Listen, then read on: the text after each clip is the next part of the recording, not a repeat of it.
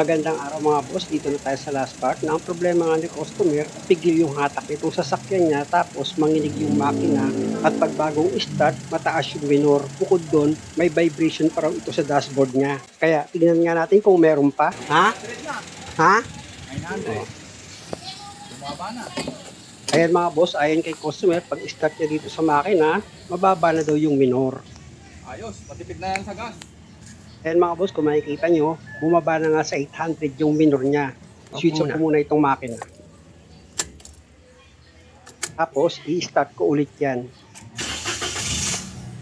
Ayan pa kasi yung problema ni customer, pag bagong start, biglang taas yung minor. Yan o. Ay, tignan mo, baba na agad yung minor, di ba? Ganyan ang sinasabi ko na, oo. Huwag kagad yung pagkagawa mo, pagkalinis mo, rib mo kagad, huwag ganun. Yaan mo lang muna siya at mga 10 minutes. Ulitin ko mga bossing, switch off ko itong makina. Tapos, pa-start ko ulit yan. Ayan na mga boss, pag start ko nga dito sa makina, hindi na biglang angat itong minor. Bilis mo ba ng minor, di ba? Aircon! Aangat yan dapat. O, yan o, umangat o. Kaya, 900. Di ba? Ayan ang 900, sir. Pag bumupunta na sa guhit, ano na yun? 850 na pala. 850. Patay aircon. Hindi pa napapansin ni customer na wala na itong vibration dito sa dashboard niya. Ayos, no? Wala na yung linig. Oh. Wala na talaga. Wala na, oh. Dito maramdaman eh, no? Ayan na mga boss, napansin na nga ni customer na wala nang vibration ito sa dashboard niya. Pag nanginig pa to, sir, ipaano mo na? Parehab mo na. Aircon. Ginigiyang na yan pag nanginig pa yan. Ayan, pag nag-aircon ka, kailangan talaga tumaas yan. Sir, mananghalian muna ako ha. Okay. Bago ko ano. Okay. Hindi pa ako nanghalian, ano oras na? Alas na, ano sir? Alas 3 na ata eh. Oo, quarter to na. Minsan mga boss, yan yung sakit ko eh. Nalilibang ako sa paggawa ng sasakyan. Sir, pakipatay mo na makina. Tapos, magbe-break nga muna ako para mag-lunch. Kahit na mga 20 minutes lang, pwede na yun. Tapos balik na ulit ako dito sa trabaho.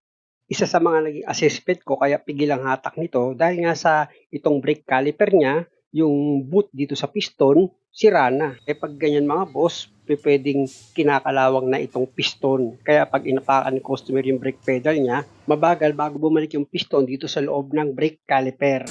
Bombay mo brake pedal. Para lumabas yung piston.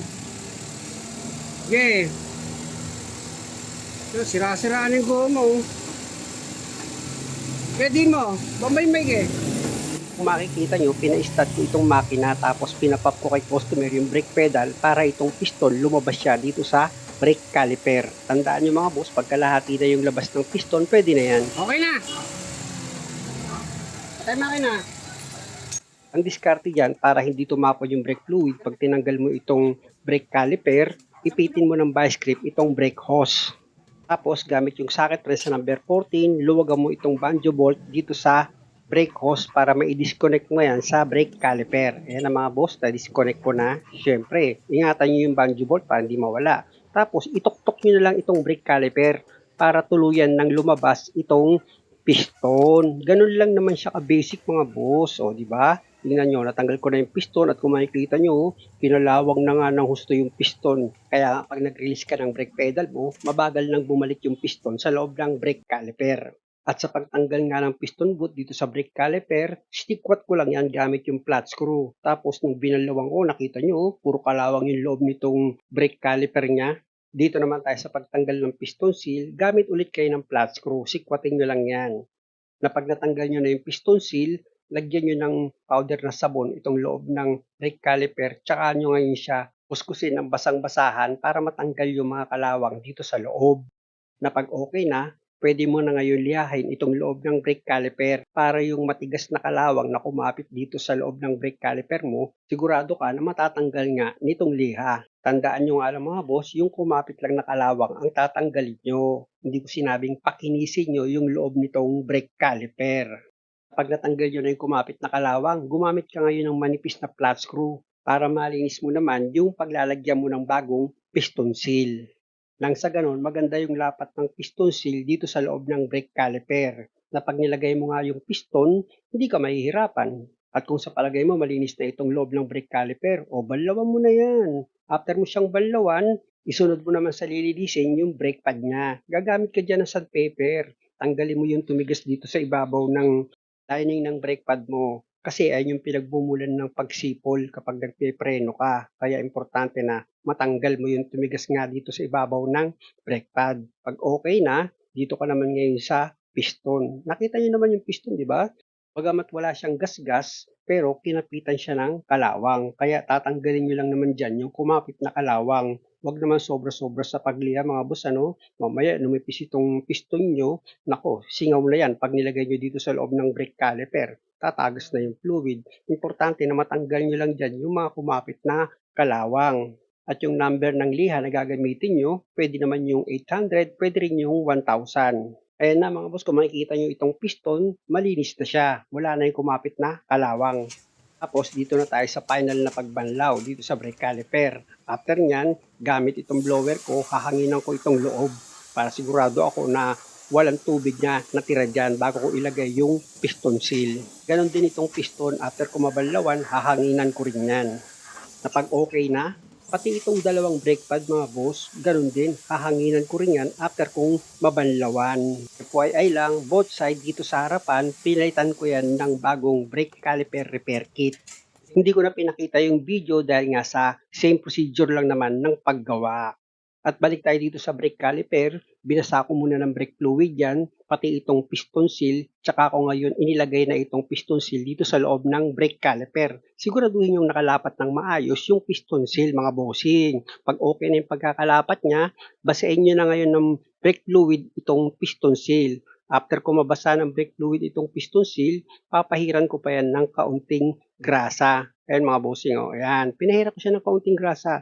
Tsaka ako ngayon ilalagay na itong piston dito sa loob ng brake caliper. Idiin nyo lang yan mga boss. Kung masakit na yung daliri ko, gumamit na ako dyan ng yabe. Yan ang pinandiin ko dito sa piston. Pero hindi ko muna siya isinagad dahil nga sa ilalagay ko pa itong dirt boot ng piston. Kapag naisentro nyo na itong dirt boot niya, pwede nyo na ngayon idiin yan para mag-lock siya dito sa loob ng brake caliper. Tsaka nyo ngayon i-final na yung pagtulak dito sa piston papasok dito sa loob ng brake caliper. At dahil sa okay na ito, pwede mo na ngayon ibalik itong brake caliper sa dati niyang position. Siyempre, itong loob ng pagkakabitan mo ng sliding pin bolt, linisan nyo muna yan. Kasi nga, nung hinugot ko yung dalawang sliding pin bolt nito, bukod sa natuyuan na yan ng grasa, medyo kinalawang na rin. Tapos dito naman sa pinapasukan ng sliding pin bolt, kung makikita nyo, nilinis ko rin yung loob niyan mga bossing. Nisprayan ko siya ng brake cleaner para yung mga tubigas na grasa dito sa loob matanggal. Tapos sinanginan ko yan. At hindi ko man naipakita sa inyo, nilagyan ko ng grasa yung loob nitong pagkakabitan ko ng sliding pin bolt. Tapos ito namang rotor disc niya mga boss, importante na malinis nyo na rin yan para yung mga kumapit na kalawang o kaya may mga langis-langis, mawas out nitong brake cleaner. Pag okay na, dito naman tayo sa brake pad. Ganon din mga boss, spray nyo rin yan ng brake cleaner. Pero kung wala naman kayong brake cleaner, okay lang kahit na hugasan nyo lang yan, pwede na yon. Pati itong sliding pin bolt, nilinis ko rin yan. Tsaka ako ngayon, pinahiran siya ng grasa. At dito naman sa brake caliper, bago mo ilagay yan dito sa brake caliper holder niya, ilagay mo muna itong brake pad. Madali lang naman ilagay itong brake pad, iangat nyo lang yung clip niyan, tapos yung nakaumbok dito sa brake pad, isus nyo lang dito sa butas ng brake caliper na itinuro ko. Tapos ito namang brake hose niya, ilapat nyo na yan dito sa brake caliper nyo. Tsaka nyo ngayon ilagay na yung banjo bolt niya na number 14. Ipakapit nyo na yan sa thread na pag okay na, o gamit ka na ngayon ng box wrench mo na number 14 para mahigpitan mo na yan. Tapos, tanggalin mo na yung vice grip sa pagkakaipit mo dito sa brake hose. Tapos, pwede mo na ngayon ilagay itong isa pang brake pad niya. Pag nailapat mo na yan sa rotor disc, pwede mo na ngayon ilagay itong brake caliper. ito nga sa holder niya. Tsaka mo ngayon ilagay itong sliding pin bolt. Siyempre dapat pinahiran nyo yan ng grasa. At bago nyo higpitan yan gamit yung impact wrench nyo, siguraduhin yung naipakapit nyo ng maayos itong dalawang sliding pin bolt sa thread niya. Kung sa palagay nyo kumapit na siya ng maayos o gamit ka na ngayon ng socket wrench mo na number 14. Tsaka mo ngayon i-final na yung higpit dito sa dalawang bolt ng brake caliper. Tapos i-check nyo itong brake caliper niya. Dapat pag itinulak nyo yan, mag-a-atras abante yan para sigurado kayo na pag inapakan nyo yung brake pedal, bibitaw yung brake pad dito sa rotor disc. At dahil sa okay na ito, pa-start ko na itong makina. Bombahin yung preno. Ang susunod kong gagawin dito mga boss, pag bibleed ako, importante na lumabas yung hangin dito sa loob ng brake caliper. Ayan, binubomba ni customer yung brake pedal after ng ilang segundo. Oh, perme! Higpitan ko muna maigi itong valve bolt niya dito sa brake hose dahil nga sa may tumutubo siyang brake fluid. Bomba! At habang pinapump yung brake pedal, tanggalin ko naman yung takip dito sa bleeder niya. O, perme! Nakadiin sa brake pedal, luwagan ko itong bleeder para lumabas yung hangin. Tapos, sarado agad. Bomba! Perme!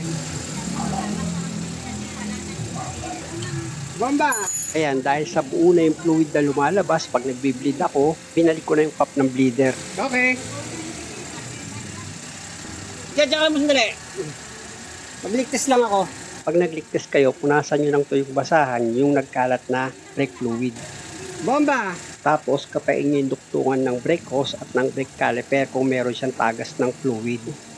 Wala. Okay na. Ihit pa ni Bella. At dahil sa negative sa tagas ng brake fluid, pwede nyo na ngayon ipadiretso yung manibela. Tsaka nyo ngayon ilagay na itong gulong. At siguraduhin nyo na maayos yung pagkakahigpit ng mga nut dito sa gulong. Na after nyo mahigpitan yan, pihit-pihitin nyo itong gulong. Okay, malog. Importante kasi na hindi dapat pigil yung ikot niyan. At dahil sa okay na ito, i-check ko naman ngayon itong brake fluid. Siyempre, dapat naka-full yan. O ibig kong sabihin, naka-level yung brake fluid mo dito sa reservoir niya. Na after ko nga magawa itong preno, dito naman ako sa pag-scan ng sasakyan ni customer. Gusto niya kasi na bago siya bumalik sa ibang bansa, ayos daw itong sasakyan na iiwan niya sa kanyang anak. Napakabait naman pala ni Daddy. Ito na mga boss, simulan ko na nga yung pag-diagnose dito sa sasakyan ni customer kung meron itong lalabas na fault code. Siyempre, bago ko simulan yung trabaho, ipapasok ko muna yung detalye ng sasakyan dito sa scanner ko. Ang problema, mukhang wala pa tayo yung sasakyan dito ni customer. Kaya medyo i-forward ko na ito mga bossing para mapabilis tayo sa paghahanap ng pangalan niya itong sasakyan. Ayun. Yun, nakita rin yung pangalan ng sasakyan. Tapos, ilagay ko na yan sa quick test para magkaalamanan na. Yun lang mga boss, kung makikita nyo, meron siyang lumabas na 2 fault code. Kaya mamaya, i-check ko yan sa report. Pansamantala, tuloy lang muna ako sa pag-scan, baka meron pa itong lalabas na fault code. Ayan, naka 100% na, kaya ilagay natin yan sa read DTC. Kung ano nga yung fault code nito. Sa nakita ko mga boss, parang napagawa na ito ni customer, hindi lang ito na-delete. Clear natin.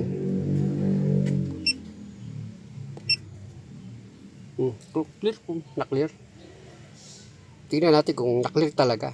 Pag-rescan. Quick sulihin natin siya. Scanning oh. Okay, na-delete. Okay na. Swerte ka pa. Okay oh. Quick test oh.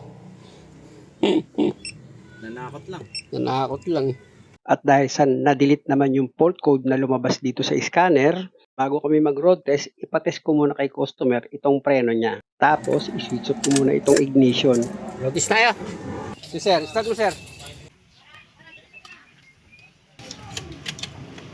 Okay, start mo. Baka may preno sir, titignan ko lang. Malambot naman ano? Malambot ano? Tama lang.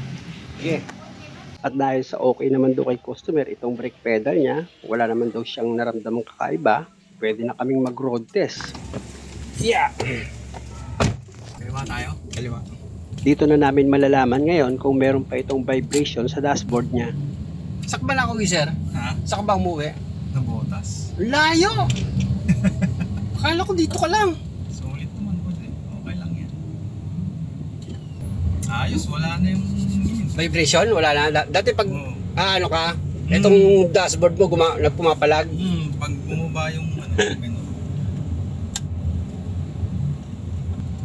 Preno sir, testing preno. Testing ng preno. Kaliwa pa tayo, boss. Sir, balik na tayo. Balik na. Okay na eh. Yung preno, okay na sir, ano? Okay na. Parang bago na ulit. Yung ano kasi, yung problema ko kasi kagad nakita ko kanina, kaya ang bilis ng desisyon ko, yung nakita ko talaga yung makina mo pumapalya.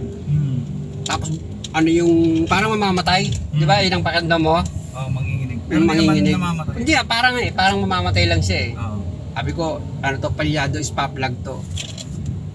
Pero yung napansin ko, yung nginig niya, hindi na normal yun. Kaya tumawag ako sa'yo, nagpabila ako ng throttle body cleaner.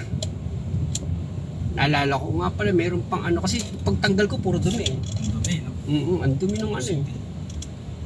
Parang pusit. Kaya alis mo sir. Sa ano yan, boss? Ha? Sa Junay. June? Ba? Ilang araw na pala, buti pala, talaga na ano na kita, no? Oo nga eh. Hindi umabot eh. Hindi, alam ko naman yan eh. Yung kwento mo lang sa akin na, sir, kasi iwanan ko sa anak ko eh.